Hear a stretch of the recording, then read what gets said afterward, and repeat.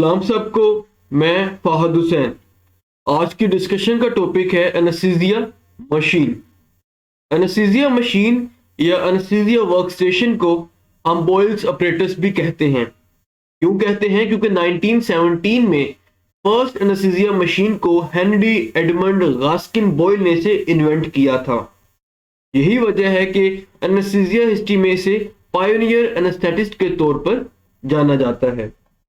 अगर हम इसके पर्पस की बात करें तो anaesthesia machine is a device which is used to deliver a precisely known but variable gas mixture including anaesthesia and life sustaining gases, for example oxygen. Anaesthesia machine की अगर हम गैस सप्लाई सोर्सेज की बात करें तो दो होते हैं, एक होते हैं गैस सिलेंडर्स और दूसरे होते हैं पाइपलाइन सोर्सेज। ठीक है, तो जो गैस सिलेंडर्स होते हैं, for example oxygen gas cylinder है, उसमें जो गैस का प्रेशर होता है वो होता है 2200 psig pressure, which is a very high pressure और dangerous level pressure for the administration of patient. तो एनेस्थीसिया मशीन के दो कंपोनेंट्स होते हैं, इलेक्ट्रिकल और न्यूमेटिक कंपोनेंट। तो जो न्यूमेटिक कंपोनेंट है वो इस गैस प्रेशर जो कि सिलेंडर में मौजूद होता है उसको रिड्यूस करता है टू अ सेफ लेवल, ताकि वो पेशेंट को एडमिनिस्टर किया जा सके। जो ओल्ड एनेस्थीसिया मशीन थी उसमें जस्ट न्यूमेटिक कंपोनेंट्स मौजूद होते थे, लेकिन with the passage of time advancements होती गई, बहुत सी डिवाइसेस की इनकॉर्पोरेशन होती गई। For example including incorporation of vaporisers, alarm systems, safety devices, flow meters, circuit breakers, data communication ports. ठीक है, तो जो आज का जो मॉडर्न एनेस्थीसिया वर्क स्टेशन है वो मल्टी कंपोनेंट हो चुका है इवॉल्व होने के बाद। उसमें इलेक्ट्रिकल कंपोनेंट्स भी शामिल हैं, मैकेनिकल भी हैं और न्यूमेटिक कंपोनेंट्स भी शामिल हैं। एनेस्थीसिया मशीन के दो मेन कंपोनेंट्स होते हैं, इलेक्ट्रिकल और न्यूमेटिक। आज की वीडियो में हम इलेक्ट्रिकल कंपोनेंट्स को डिस्कस करेंगे, जिसमें मास्टर स्विच है, पावर फेलियर इंडिकेटर है, reserve indicator, electrical outlet, circuit breakers, data communication ports शामिल है। न्यूमेटिक कंपोनेंट को हम क्लासिफाई करते हैं इनटू 3 सिस्टम्स। ठीक है, हाई प्रेशर सिस्टम में, इंटरमीडिएट और लो प्रेशर सिस्टम में, depending on the amount of the pressure. Electrical components ऐसे होते हैं जो कि इलेक्ट्रिकली पावर्ड होते हैं, जिसके मशीन के ऑन करने से तमाम डिवाइसेस इनेबल हो जाती हैं। मास्टर स्विच को हम मेन स्विच कहते हैं, सिस्टम स्विच कहते हैं, जिसके ऑन करने से ना सिर्फ इलेक्ट्रिकल कंपोनेंट्स मतलब एक्टिवेट होते हैं बल्कि न्यूमेटिक कंपोनेंट्स भी, उसके अलावा सर्टेन अलार्म्स होते हैं, सेफ्टी फीचर्स होते हैं जो कि एक्टिवेट हो जाते हैं। अलार्म्स भी होते हैं जो कि इंडिकेट करते हैं देयर इज एनी डिसरप्शन और डिस्कनेक्शन। तो मास्टर स्विच को जब हम ऑफ पोजीशन पे लेके आते हैं तो दो ऐसे कंपोनेंट्स होते हैं जो कि स्टिल एक्टिवेट रहते हैं। वो दो कंपोनेंट्स इलेक्ट्रिकल कंपोनेंट्स होते हैं जिसमें बैटरी चार्जर शामिल है और इलेक्ट्रिकल आउटलेट्स शामिल है।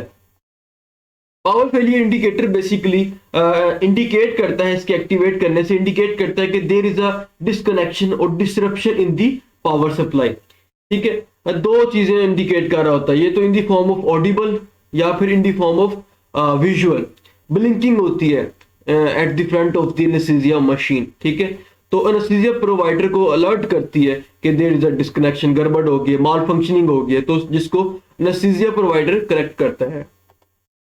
रिजर्व पावर, हम जानते हैं कि मशीन फंक्शंस के लिए जो इलेक्ट्रिसिटी है वो बड़ी जरूरी है, तो इसीलिए एक बैकअप सोर्स चाहिए होता है फॉर ओकेजनली, कभी कभार यूजेज के लिए। तो रिजर्व पावर मौजूद होती है in the form of battery. ठीक है, तो which gives backup power source of approximately 30 minutes. ठीक है, तो एनेस्थीसिया प्रोवाइडर को इस रिजर्व पावर को या फिर बैटरी के स्टेटस को भी चेक करना चाहिए प्री यूज चेकआउट प्रोसीजर से पहले, सर्जरी से पहले उसको देखना चाहिए कि इसका बैटरी स्टेटस क्या है। तो जो ओल्डर एनेस्थीसिया मशीन्स होती थी वो रिप्लेसेबल बैटरीज होती थी। ठीक है, हर प्रोसीजर में अगर यूज होगी है तो रिप्लेस करनी पड़ती थी। लेकिन जो आज की जो न्यू मॉडर्न एनेस्थीसिया मशीन्स है वो रिचार्जेबल बैटरीज हैं, कि वो दोबारा रिचार्ज भी हो जाती हैं। अब जो रिजर्व पावर जो इन दी फॉर्म ऑफ बैटरी है, उसका जो ड्यूरेशन है वो डिपेंड करता है कि हमें इलेक्ट्रिकल पावर कितनी, इसका जो यूज है वो कितना है। इलेक्ट्रिकल आउटलेट्स ये at the back of the anaesthesia machine मौजूद होती हैं। ठीक है। इसका जो बेसिक जो पर्पस होता है वो होता है मॉनिटर को और जो दूसरे एनेस्थीसिया इक्विपमेंट्स होते हैं उनको पावर सप्लाई देना, ठीक है। लेकिन अदर डिवाइसेस को हम इससे कनेक्ट नहीं कर सकते। For example electro surgical unit है ESU, तो इसके साथ हमने इलेक्ट्रिकल आउटलेट्स को हमें कनेक्ट नहीं करना, ठीक है। तो अगर तो पावर रिक्वायरमेंट्स एक्सीड कर जाती है बियॉन्ड द लिमिट, तो आउटलेट को इस तरह से डिजाइन किया गया है कि सर्किट ब्रेकर जो उनसे है वो एक्टिवेट हो जाता है। अब सर्किट ब्रेकर का काम क्या होता है, बेसिकली ये यूज किया जाता है for both the anaesthesia machine and the electrical outlets. जब भी इलेक्ट्रिकल जो लोड है वो बियॉन्ड द लेवल जाता है, तो जो ब्रेकर्स होते हैं वो एक्टिवेट हो जाते हैं, ठीक है। तो उस इलेक्ट्रिकल लोड को जो कि एक्सेसिव लोड में चला गया, बियॉन्ड द लिमिट जा चुका है, तो उसको रिड्यूस करता है, ठीक है, नॉर्मल लेवल पे। और जो उसके बाद क्या होता है कि जो सर्किट ब्रेकर होता है वो हो जाता है रीसेट। डेटा कम्युनिकेशन पोर्ट ये भी back of the anaesthesia machine में मौजूद होती हैं, ठीक है।